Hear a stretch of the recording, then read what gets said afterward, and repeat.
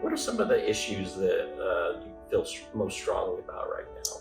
Right. So for the campaign, my number one concern in terms of building a relationship and rapport with people is about respecting all people today, resolving our problems together.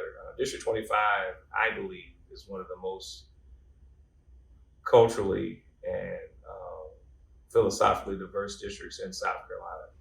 Now, demographically, it's majority African American, but even within the African Americans in District 25, there are a broad range of views about um, social issues and economic issues. But the one that I want to address that is going to benefit not only our district but all of South Carolina is deregulating energy services in the state. So right now in South Carolina, your energy provider is decided by where you live and not by the actual consumer. And I want to introduce legislation that gives the consumer the choice, just like you choose your own cell phone provider, just like you choose your own internet provider in your house, and not based on simply where you live. I believe that competition drives down costs, and we're one of few states where the consumer does not get to choose its own energy provider. The second thing we want to be able to accomplish is addressing our infrastructure issues. Um, I've been through the district, attended community meetings, and a constant theme I've heard is concern about the roads. Not only the poor secondary roads, but also the primary roads, highways that have your large potholes that do damage to vehicles, which makes it harder to get to work on time or get to your appointments on time, which cause accidents. South Carolina is one of the unsafest road systems in the country. There are more car fatalities in South Carolina per capita than any other state in the region. So addressing infrastructure needs, particularly starting with roads, is something that's practical. It's something that we all need in order to get where we go. Driving wise, we need good roads. And I think it's something that when people go to the ballot box, they expect their legislatures to deliver a plan. People in District 25 want White Horse Road to look just as attractive as Woodruff Road and Pelham Road. Greenville and the upstate is one of the fastest growing places in the country. People wanted to move here, settle here, and for lack of better words, many people in District 25 who lived there their entire life, they feel like the District 25 has been left behind, that it has been underdeveloped, even though we have major corporations there like SE Tac, Michelin. They feel that so much more can be done, and the negatives can be turned into a positive if more attention is paid to what people have to say.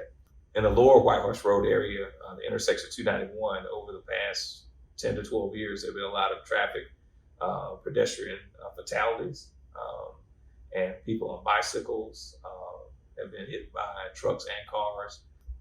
We have bike trails in the city. People would like to see bike trails also in the White Horse Road corridor area turned into 291. So that and sidewalks are key and critical. And there's some steps that can be taken now for us to get in that direction. But typically, when legislators in the past would address these issues, at least in the conversation on the state level, there was always a saying that there wasn't enough money available.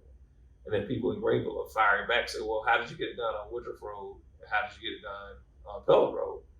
And a lot of that has to do with educating people about how the tax base works. The other part that the district needs to catch on to is being able to contribute to the tax base so that we can get those roads and sidewalks that make the community look better, etc. Yeah. Another issue I do want to bring up that I've learned through community forums I've had is this issue of double taxation.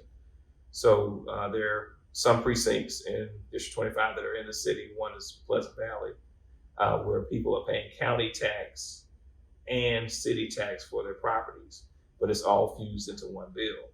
And so if your home is paid off and you're an elderly couple or single person, elderly person, you constantly see your taxes going up and, living on a fixed income, struggling to make ends meet, paying high property taxes, can even in some negative cases cause people to lose their homes.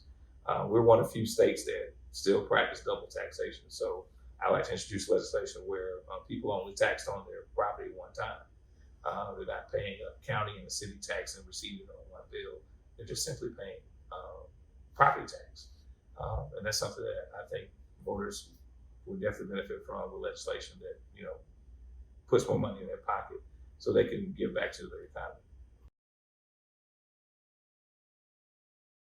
I'm from Lawrence, South Carolina. My full name is Jermaine Antonio Boyce, but ever since I have been 5 or 6, everybody else has called me Tony. I'm the youngest of 3 children, born to George and Alice Boyce.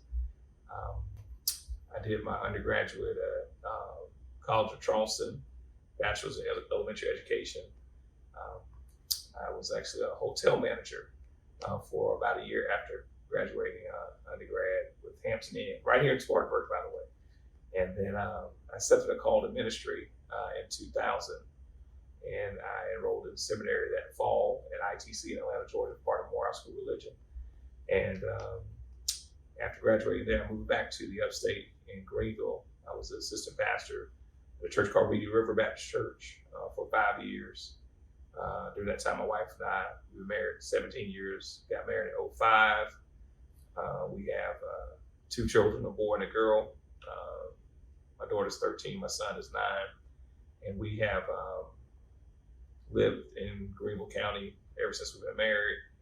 And in 2009, I became the pastor of my church, Mount Emmanuel Baptist Church. I've been there for 13 years. I believe that there is a moral center in our nation. The majority of our federal and state legislators understand that there is a right and a wrong.